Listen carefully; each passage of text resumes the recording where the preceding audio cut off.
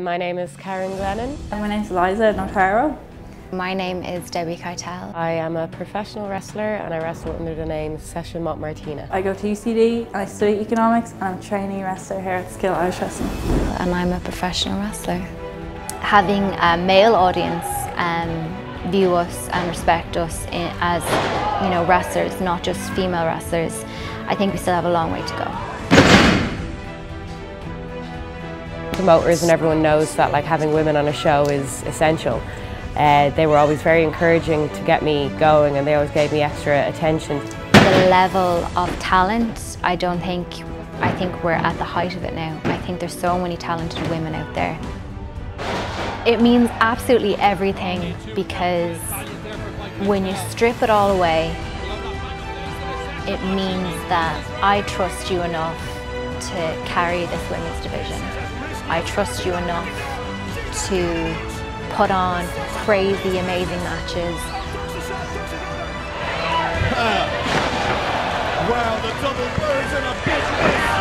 Nicholas Espresso with them! For the second time, is it enough?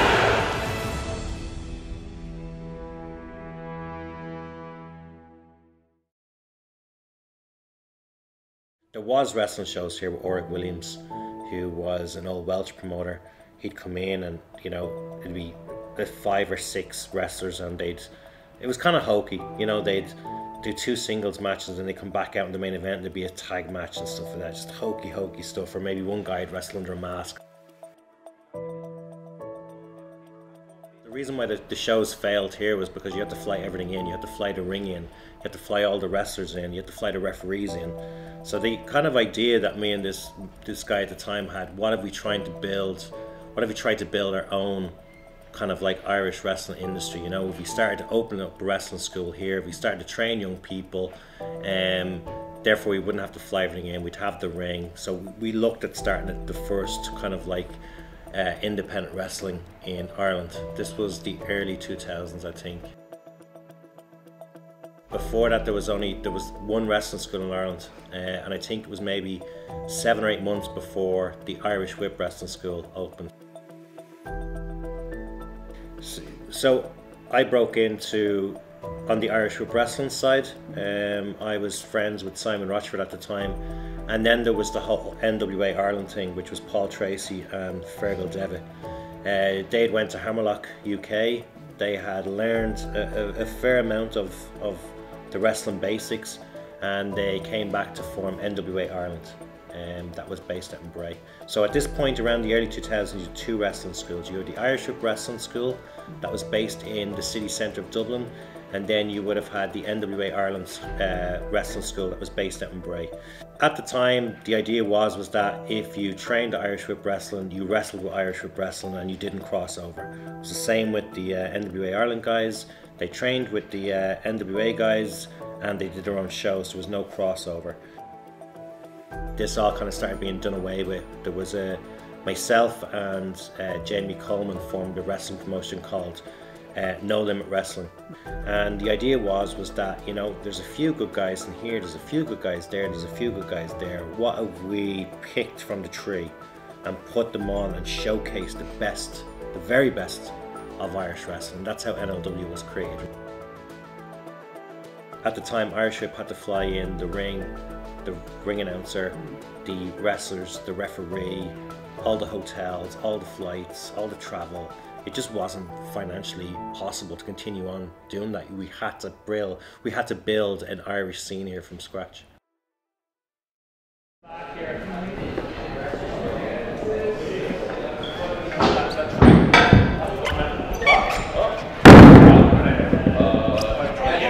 But when she gets here, she could be here already. Yes. You're happy for the most stressful day of my life when your opponent doesn't show up until 5 minutes before your entrance music is playing.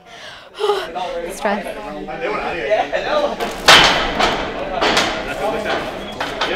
Flip that, lads, flip that. Secret weapon opens up the eyes. 1, 2, 3, stop.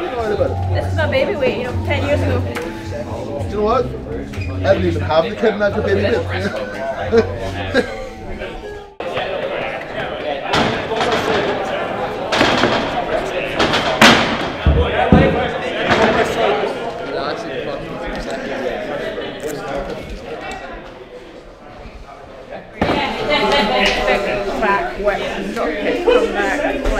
I bring you.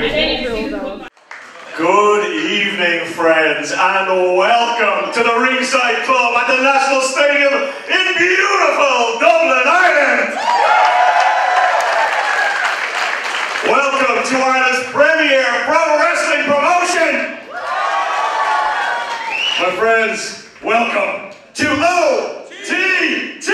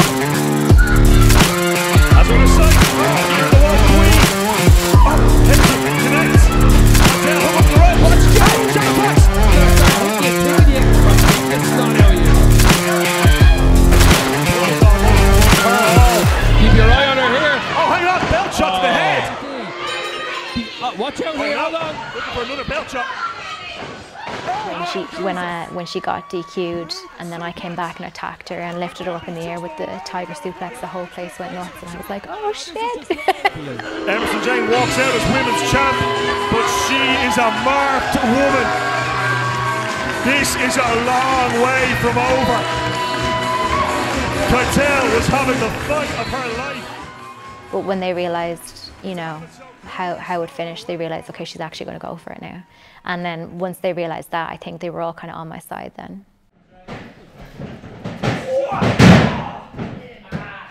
That when the Irish School of Wrestling kicked, I just think everything just went up through the value of everything. People in the ring, you know, everything just went through the roof in terms of like productivity. So it was one of the probably the best decisions we made, you know.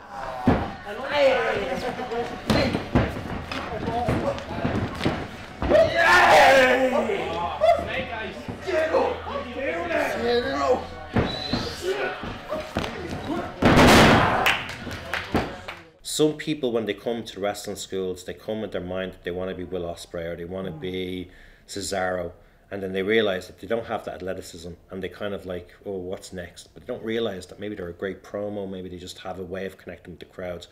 You know, look like, you know, like, so I think there's so many of those people, but downstairs it's just about finding out what they do best and, you know, pushing them in that direction. Guys, I come off 1 foot, so if I come up onto Carl,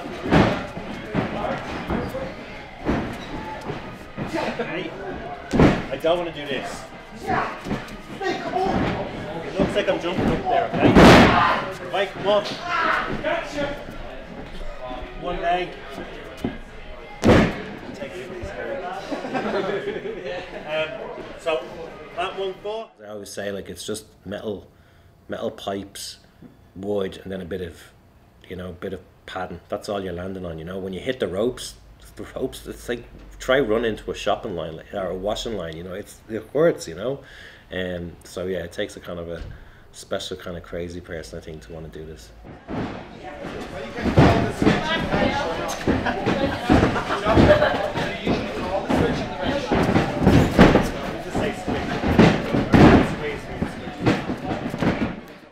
I always say this to my trainees.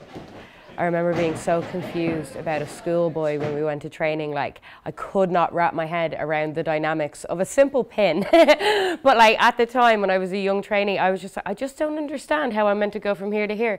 Like, my mind and body weren't connected yet. But eventually, like throughout training, if you just keep at it, something just clicks. And before you know it, like a schoolboy, I was like, oh, I get this now, I can do this. And then suddenly I could do other things I couldn't do. And you just grow in confidence. And then the more you just keep pushing at something, just the better and better you get, like. Use a post. Yeah, a little bit. So I would always be very encouraging to anybody trying to start. You did a cowboy, you did a brand. Yeah, so you kind of post off that and it helps straighten you out, so you get that little bit higher and you get more of a straight flip bump off it.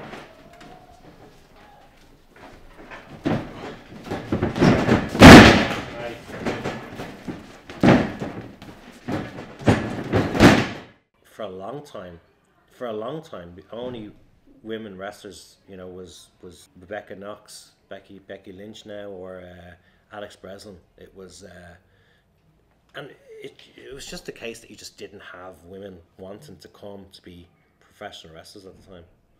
For my first couple of years, I viewed women's wrestling through the male gaze, which is something I should never have done.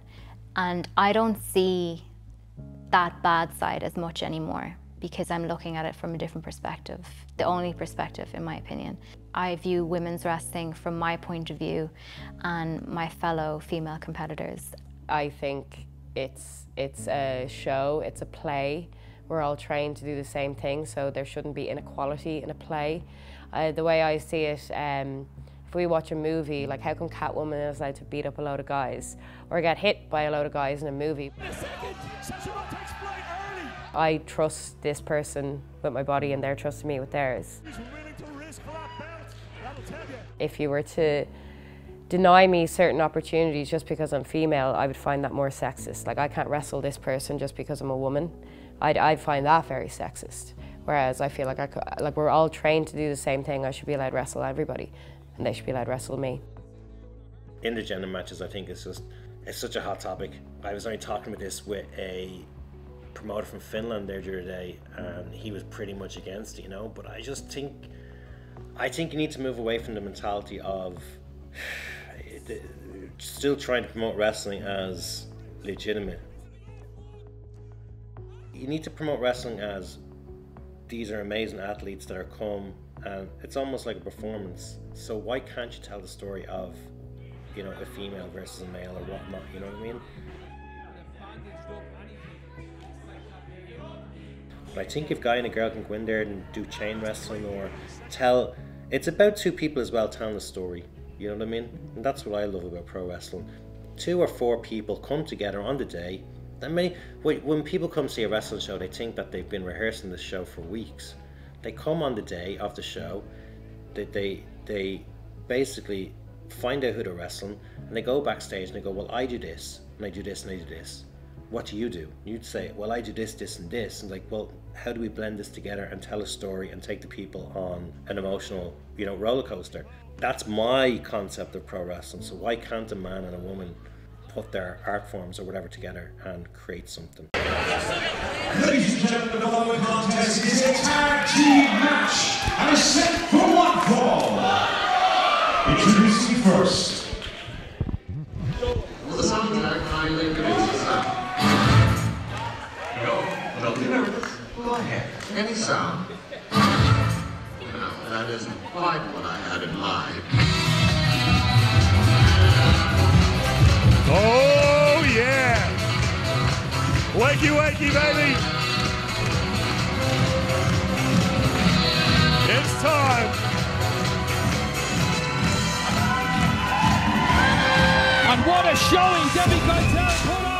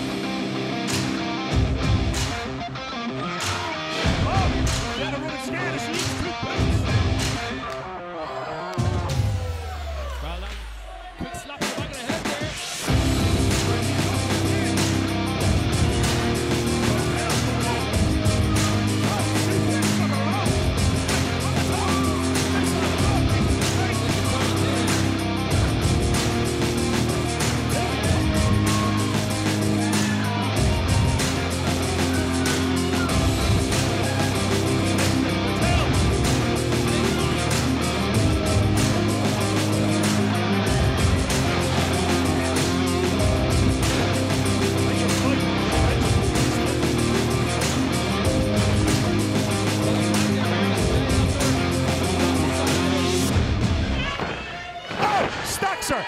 Double underhook DDT, face first to the ring mat.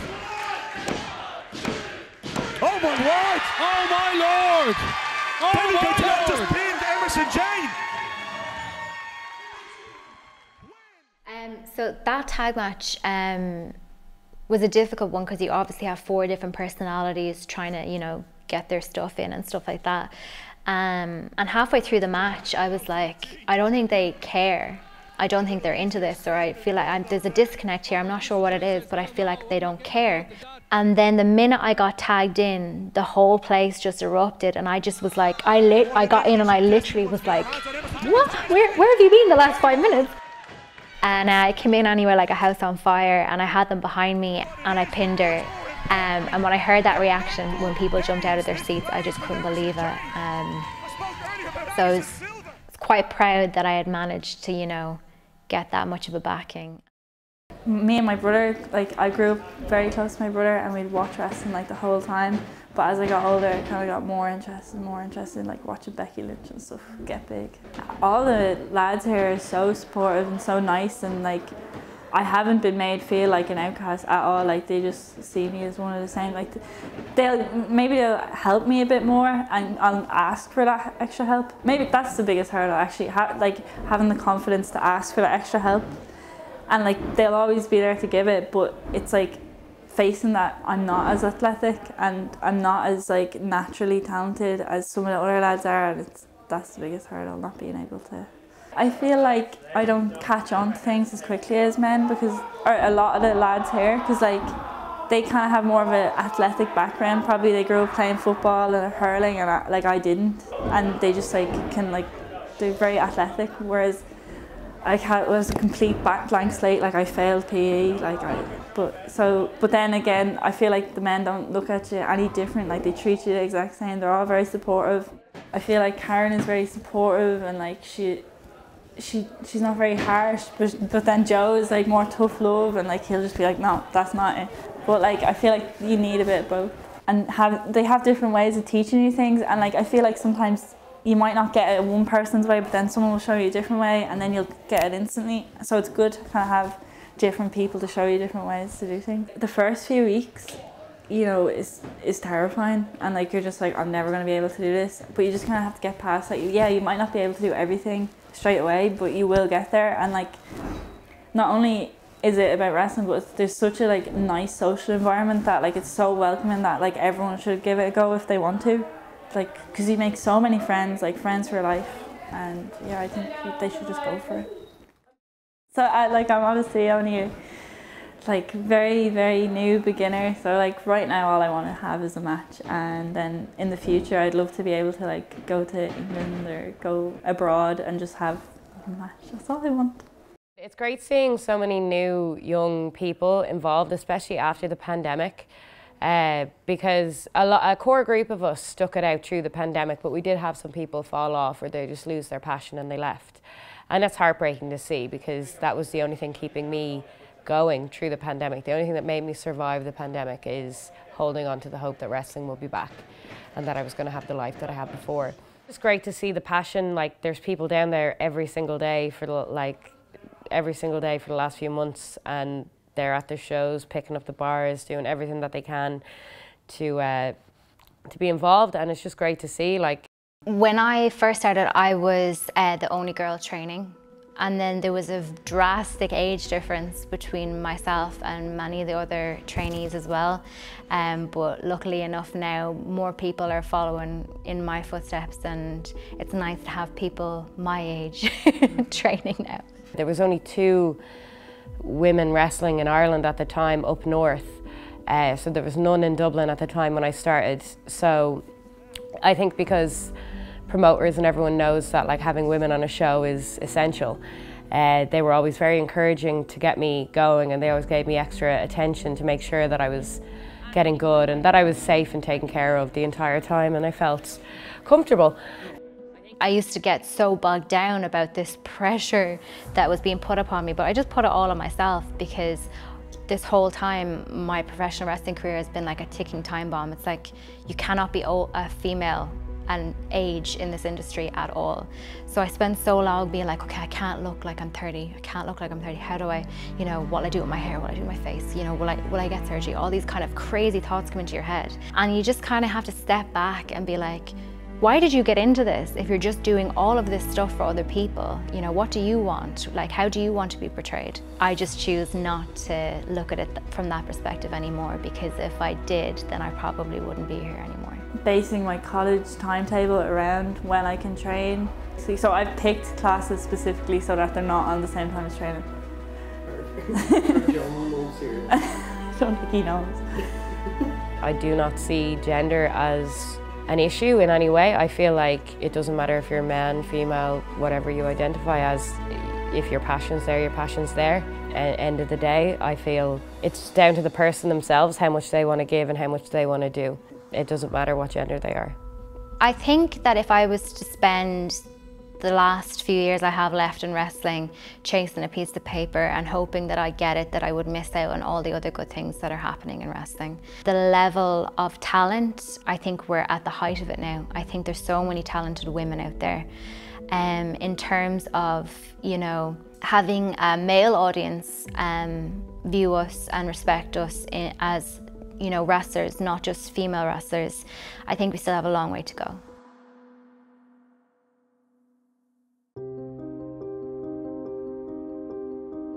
Do you know what's so funny is normally if I had a big match like that, I'd be like, you know, I'm not eating shit, you know, and I'd be really like strict and only just to, you know, to be in the zone. And I decided to go to Rome the week of Scrappermania. And I am not joking, that was the most chill, confident I ever went into a match.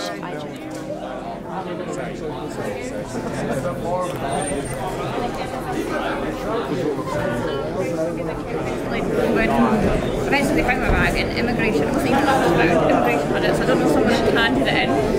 And then, you know what, where do we all start walking? Are you guys friends, really?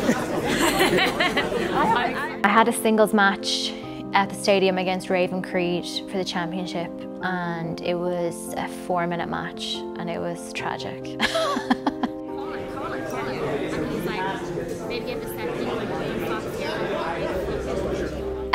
Myself and Emerson wanted things to be extremely physical and aggressive.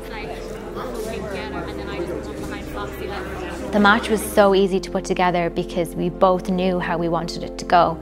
Like the minute Emerson arrived at the stadium, she was like, physical. And I was like, yeah, absolutely.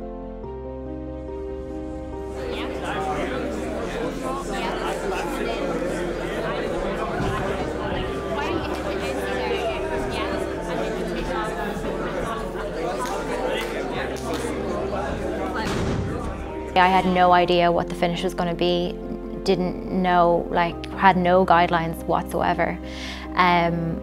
So I was just putting a match together. We planned 2 different endings just in case. I didn't care how it was going to go. I just really wanted that moment again because I felt like the first time I wrestled in the National Stadium, we were given like 4 minutes to go out there and like show what we could do, and it's just not enough, you know, especially for a championship match. You couldn't really go all in, so I was just really excited to get that opportunity again. Ladies and gentlemen, the following contest is a singles match and a set for one fall. And is for the OTT Women's Championship. Challenger, representing Ireland. She is the woke queen herself, Debbie. The whole day I was so relaxed until I heard my music play and I started to like freak out. But then you just have to be like, Hey, money. I'm her now. And they are wasting no time. Keitel clotheslines Emerson Jane over the top rope. Keitel comes off the ropes, goes through with a kick. Emerson Jane follows up. They fight all the way up. It's personal, Jay Money. Emerson Jane wanting a second advantage here for Emerson Jane. She knew all this piece of damage. You can see her really favoring it. That big Emerson Jane and Foxy in that moment. belly to back suplex. Back in control of this one with the bridge. 1, 2, now. My word, this is a side of the intensity of Debbie Keitel. Debbie doesn't know where she is. Oh! If Debbie Keitel, oh my word, if Debbie away. Oh, Keitel, getting emotion. Oh my God! Her head. And again, shows the meaning of haste. Wow. Wow. It's smart. She's working Roxy just like she's working Debbie Keitel's arm. That's a her head for the third time. Kiss from the Rose once again. Baby! Oh! Little bit more juice in those knees each time. Midnight Espresso with them! For the second time, is it enough? It is! She's done it! She has done it! Debbie Keitel is the new women's champion of OTT! My dad was present at my very first match and then had not seen an ounce of wrestling until the stadium.